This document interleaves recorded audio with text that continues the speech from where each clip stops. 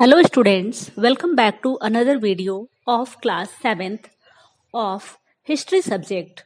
Today I am going over a brief tutorial of your third chapter in history, the Delhi Sultanate.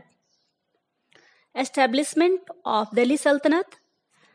Delhi first became the capital of a kingdom under the Tomars. सबसे पहले तोमर वंश के राजाओं ने दिल्ली में अपना साम्राज्य स्थापित किया जिसे दिल्ली का नाम दिया गया. Rajputs who were defeated by Chauhans of Ajmer in 1175 और इन्हें चौहान वंश के शासकों ने जो अजमेर के राजा थे 1175 में हराया. Under the Tomars and Chauhans, Delhi grew into an important commercial and administrative center in North India. Tomar वंश और चौहान वंश के शासन के समय दिल्ली उत्तर भारत का एक बहुत ही प्रमुख व्यावसायिक और प्रशासनिक केंद्र बनकर उभरा. Coins Dehliwal started to be minted और इसी समय वहां के सिक्के जिन्हें दहलीवाल कहा जाता था उन्हें ढालना शुरू किया गया जो दिल्ली में और दिल्ली के आसपास के क्षेत्रों में चलते थे. Many Jain merchant settled in Delhi and established many temples. चूंकि दिल्ली बड़ा ही प्रशासनिक और व्यापारिक केंद्र बन चुका था इसलिए कई जैन व्यापारियों ने दिल्ली में अपना कारोबार शुरू किया और वहां उन्हें बहुत सारे मंदिरों की भी स्थापना करवाई. Mohammad Ghori ruler of Ghazni wanted to capture Delhi. Mohammad Ghori जो गजनी का सुल्तान था वह दिल्ली पर अधिकार करना चाहता था. In the first battle Prithviraj defeated. पहले युद्ध में मोहम्मद गौरी को पृथ्वीराज ने हरा दिया. इन 1991 जो 1991 में हुआ था. Within a year Mohammad Ghori made careful preparation and marched back with a large army and defeated Prithviraj in battle of Tarain in 1992. लेकिन दोबारा मोहम्मद गौरी ने फिर से बहुत अच्छी तैयारी की और बहुत बड़ी सेना लेकर वापस दिल्ली पर आक्रमण बोला और तराई के युद्ध में उसने पृथ्वीराज को 1992 में ठीक एक साल के बाद हरा दिया. और इस प्रकार दिल्ली पर मोहम्मद गौरी का शासन आरंभ हो गया. After Mohammad Ghori's death in 1206 Qutubuddin Aibak slave of Ghori took the title of Sultan and made Delhi his capital. जब 1206 ईस्वी में मोहम्मद गौरी की मृत्यु हो गई तो उसके एक गुलाम जिसका नाम कुतुबुद्दीन ऐबक था उसने सुल्तान की उपाधि धारण कर दिल्ली में अपना शासन स्थापित किया. This was the beginning of Delhi सल्तनत. इस तरह दिल्ली सल्तनत की शुरुआत हुई. द दिल्ली सल्तनत हैड 5 डायनेस्टीज. दिल्ली सल्तनत में 5 साम्राज्य हुए. फर्स्ट स्लेव डायनेस्टी गुलाम वंश 1206 से लेकर 1290 तक चला. फिर खलजी डायनेस्टी 1290 से 1320 ईस्वी तक. तुगलक डायनेस्टी 1320 से 1414 ईस्वी तक. सैयद डायनेस्टी 1414 से 1451 ईस्वी तक एंड लोडी डायनेस्टी 1451 से 1526 ईस्वी तक.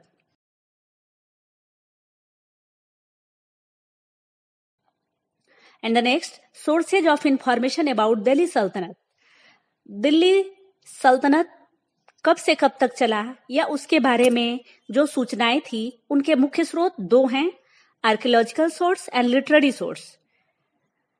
Archaeological source is forts, Tom, places of worship and articles such as weapons, tools, coins, cloths and ornaments of those time provide a lot of information.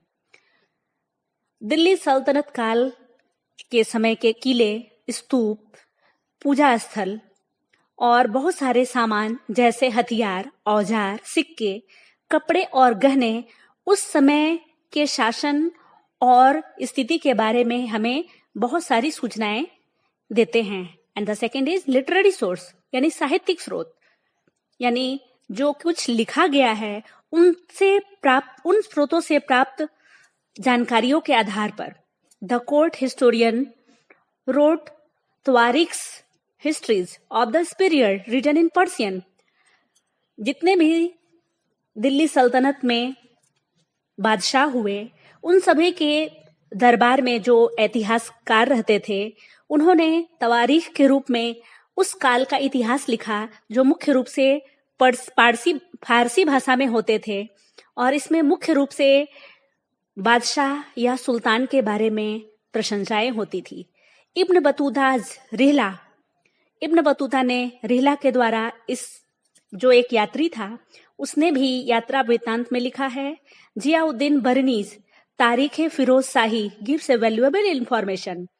और फिरोज शाह तुगलक के शासनकाल में जियाउद्दीन बर्नी ने भी फिरोज शाही में उस समय के जीवन और शासन व्यवस्था के बारे में लिखा है। And the first is slave dynasty, AD 1206 to 1290, गुलाम वंश जो 1206 से शुरू होकर 1290 तक चला। आइए इसके बारे में जानते हैं। Qutubuddin Aibak founded the slave dynasty in 1206। Qutubuddin Aibak ने गुलाम वंश की नींव डाली 1206 ईस्वी में, यानी उसने गुलाम वंश की स्थापना की। Iltutmish became sultan of Delhi. Qutubuddin Aibak के बाद इल्तुतमिश दिल्ली का सुल्तान हुआ। He completed the Qutub Minar, उसने कुतुब मीनार को पूरा करवाया। कुतुब मीनार का निर्माण कुतुबुद्दीन ऐबक के समय ही शुरू हुआ था और इसे पूरा करवाने का श्रेय इल्तुतमिश को जाता है। He made her daughter Razia as his successor. Iltutmish की पुत्री रजिया अपने सभी भाइयों में सबसे योग्य थी, इसीलिए रजिया को भारत का यानी दिल्ली के सुल्ताना के रूप में उसने अपना उत्तराधिकारी बनाया। Razia ruled on Delhi 1236 to 1240। Razia ने बहुत ही अल्प समय तक, सिर्फ 4 सालों तक, 1236 से 1240 तक शासन किया, लेकिन वह एक बहुत ही प्रभावशाली सुल्तान रही। After Razia's death, Turkish slave Ghiyasuddin Balban had become sultan. और रजिया की मृत्यु के बाद तुर्की के गुलाम गयासुद्दीन बलबन वहां का सुल्तान हुआ। Balban was known for his strong policies and expanded the Delhi Sultanate. Balban इस स्लेव डायनेस्टी का बहुत ही महत्वपूर्ण शासक हुआ, जिसने अपनी कठोर नीतियों और विस्तारवादी नीतियों से दिल्ली का विस्तार किया।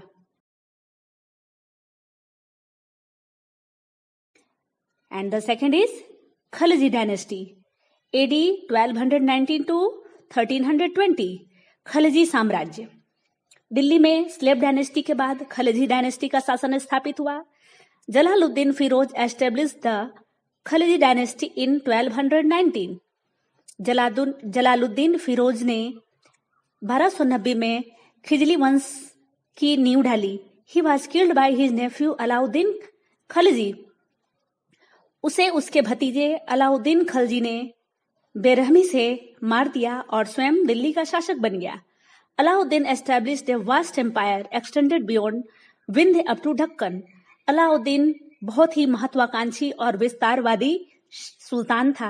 उसने अपने साम्राज्य को विंध्य क्षेत्र से दक्षिण भारत तक, दक्कन तक फैलाया। He also attacked Chittor, the capital of Mewar, to capture Padmini. उसने यहाँ तक कि मेवाड़ के चित्तौड़ पर आक्रमण किया और रानी पद्मिनी को हासिल करने के लिए उसने ऐसा किया, जिसके बारे में इतिहास में वर्णन है। And the third dynasty is Tughlaq dynasty, AD 1320 to 1412। Tughlaq वंश जो 1320 से लेकर 1412 ईस्वी तक चला। Ghiyasuddin founded the Tughlaq dynasty in 1324 AD. 1324 ईस्वी में गयासुद्दीन ने तुगलक वंश की स्थापना की। His son Muhammad bin Tughlaq was a great patron of learning and scholar. उसका बेटा मोहम्मद बिन तुगलक बहुत ही बड़ा विद्वान और ज्ञान का संरक्षक था, यानी वह ज्ञानी लोगों और पढ़े लोगों को अपने दरबार में संरक्षण देता था। He made grand plans and introduced many new policies. उसने बहुत बड़ी बड़ी योजनाएं बनाई और नई नई योजनाओं को लागू भी किया, बट फेल्ड, लेकिन उसमें असफल रहा। ही डाइड इन 1351, 1351 ईस्वी में उसकी मृत्यु हो गई। His cousin Firoz Shah Tughlaq was an able ruler. उसका चचेरा भाई फिरोज शाह तुगलक बहुत ही योग्य शासक हुआ। He promoted agriculture, trade and craft. उसने खेतीबाड़ी, वाणिज्य, व्यवसाय और शिल्प कलाओं को बहुत ही बढ़ावा दिया। He build many towns and patronise learning. उसने बहुत सारे शहरों को बसाया और ज्ञान के लिए पढ़े लिखे लोगों को उसने अपने दरबार में संरक्षण दिया। He died in 1388। वह 1388 ईस्वी में उसकी मृत्यु हो गई। In 1389 Timur Lang invaded India and plundered Delhi. उसकी मृत्यु के बाद 1389 ईस्वी में मंगोल आक्रमणकारी तैमूर लंग भारत में आक्रमण किया और दिल्ली को बहुत लूटा। He left Khizr Khan in charge of his territories. चूंकि वह एक लुटेरा था, उसने शासन करने के इरादे से भारत पर आक्रमण नहीं किया था। उसने भारत के वैभव और दिल्ली के वैभव को सुनकर उसने दिल्ली वासियों को बहुत ज्यादा लूटा। इसलिए उसने लौटते समय खिज्र खान नामक एक व्यक्ति को अपने जीते गए अधिकार क्षेत्र को उसका इंचार्ज बनाकर उसे सौंप दिया।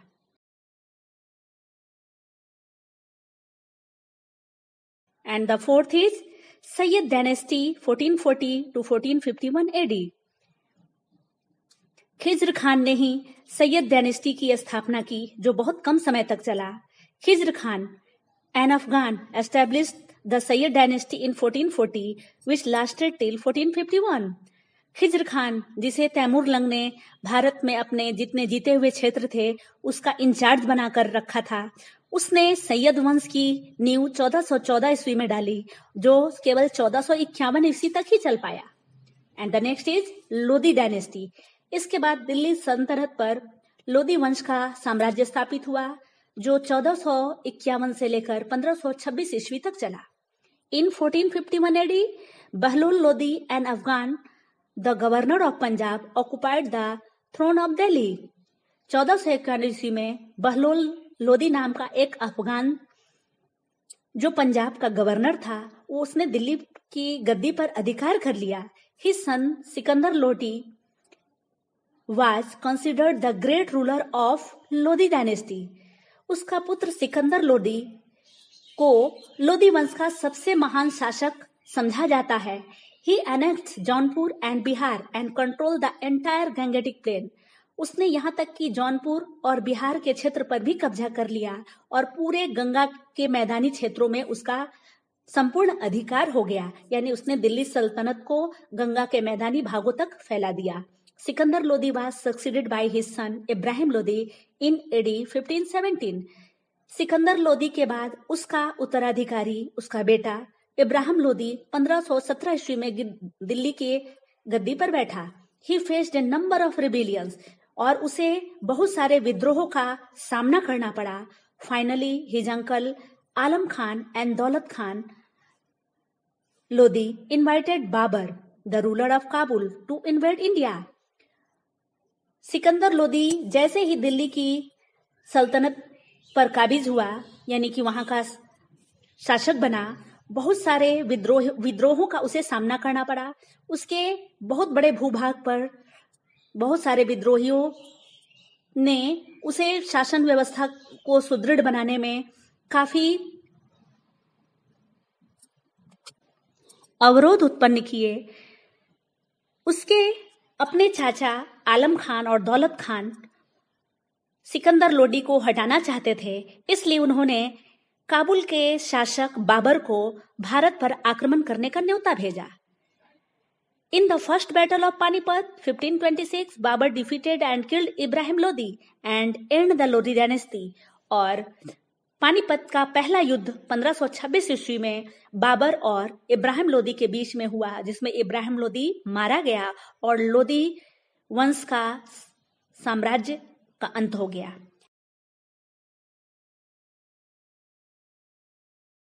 And the administration of Delhi Sultanate, to help him remain in power and to overcome his enemies, Iltutmish favored their special slave purchased for military service called Bandagan in Persian। ये प्रशासन दिल्ली सल्तनत के पांचों साम्राज्य से है, इसलिए सबसे पहले इल्तुतमिश ने अपनी शक्ति को बढ़ाने के लिए और अपने शत्रुओं को परास्त करने के लिए उसने स्पेशल गुलामों को खरीदना शुरू किया जो उसे सैन्य सहायता करते थे, जिसे बंदागन के नाम से जाना जाता है। उसे पर्शियन में बंदागन कहते हैं। Iltutmish granted land called iqta to members of his army called iqtedar और muqti, had to give the sultan military help in time of war. Iltutmish अपने जमीन को बांटता था या उसे अपने सैनिकों के बीच में बांटता था, जिसे इक्ता कहते थे, और जमीन लेने वाले को इक्तेदार या मुक्ति कहा जाता था। और जब सुल्तान को सैनिकों की आवश्यकता पड़ती थी, सैन्य सहायता की आवश्यकता पड़ती थी युद्ध के समय, तो वे सुल्तान की मदद किया करते थे। Land revenue kharaj was important source of revenues collected as a share of the half of the agricultural produce. Tax के रूप में खरज नाम का एक टैक्स लिया जाता था, जिसमें मुख्य रूप से खेतीबाड़ी से प्राप्त जितने भी उत्पाद होते थे उनका आधा टैक्स के रूप में वसूला जाता था। Alauddin fixed the prices of all essential goods, weights and measure were standardised. Alauddin Khilji ने अपने शासन व्यवस्था में सुधार के लिए सभी आवश्यक वस्तुओं की कीमतों को तय कर दिया। उसने यहाँ तक कि तौलने वाले बाट को भी, यानी तौलने वाले बटखरे को भी, नाप तौल के बटखरे को भी उसने स्टैंडर्डाइज किया, यानी बिल्कुल सही किया, ताकि माप तौल में किसी भी तरह की हेराफेरी न हो सके। Mohammad bin Tughlaq shifted his capital Delhi to Daulatabad Devagiri. Mohammad bin Tughlaq ने अपनी राजधानी दिल्ली से दौलताबाद, देवगिरी जो दक्षिण में है, उसका नाम उसने दौलताबाद दिया। वहां उसने अपनी राजधानी बदलने का निश्चय किया। But when he realise that he could not control the north west frontier, he shifted the capital back to Delhi. लेकिन जैसे ही उसको महसूस हुआ कि वह दौलताबाद से दिल्ली के उत्तर पश्चिमी सीमाओं की कंट्रोल नहीं कर सकता, निगरानी नहीं कर सकता, उसने वापस दिल्ली जाने का आदेश दिया और दिल्ली को फिर से उसने अपनी राजधानी बनाने का आदेश दिया। This cause heavy financial loss and great hardship to people. इसके कारण लोगों को बहुत ही आर्थिक क्षति उठानी पड़ी और लोगों को बहुत ज्यादा कठिनाइयों का भी सामना करना पड़ा। Mohammad bin Tughlaq increase land tax in Ganga Yamuna Doab. इस आर्थिक परेशानी को से बचने के लिए या इस क्षति को की भरपाई करने के लिए मोहम्मद बिन तुगलक ने गंगा यमुना के दोआब क्षेत्र, जो बहुत ही उपजाऊ क्षेत्र है, गंगा यमुना के नदी के बीच का भाग, वहां उसने जमीन का टैक्स बढ़ा दिया। मेनी फार्मर्स रोज इन रिबिलियन, जिसके कारण बहुत सारे किसान उसके विद्रोही हो गए। दे वेयर रुथलेसली क्रश्ड, लेकिन इस विद्रोह को बेरहमी से कुचल दिया गया। The attack of Mongol force Khaljis and Tughlaqs to mobilise a large standing army in Delhi. मध्य एशिया से मंगोलों का आक्रमण भारत पर हमेशा होता था, इसलिए खलजी वंश और तुगलक वंश साम्राज्य के सुल्तानों ने दिल्ली में एक बहुत बड़ी सेना को एकत्र करना शुरू किया ताकि उनका मुकाबला किया जा सके। सल्तनत इन 15th and 16th century, the Tughlaq, the Sayyid and Lodi dynasty ruled over Delhi and Agra until 1526. Tughlaq वंश, सैयद वंश और लोदी वंश ने दिल्ली और आगरा पर 1526 ईस्वी तक शासन किया। Many new ruling dynasty arose after this period, लेकिन जो ही दिल्ली सल्तनत धीरे धीरे समाप्त हुआ तो कई बहुत सारे छोटे छोटे साम्राज्य बनना शुरू हो गया। इन 1526 मुगल एस्टेब्लिश देयर एम्पायर। अंत में 1526 ईस्वी में मुगलों ने अपना साम्राज्य स्थापित किया और इस प्रकार दिल्ली सल्तनत का अंत हो गया। थैंक्स।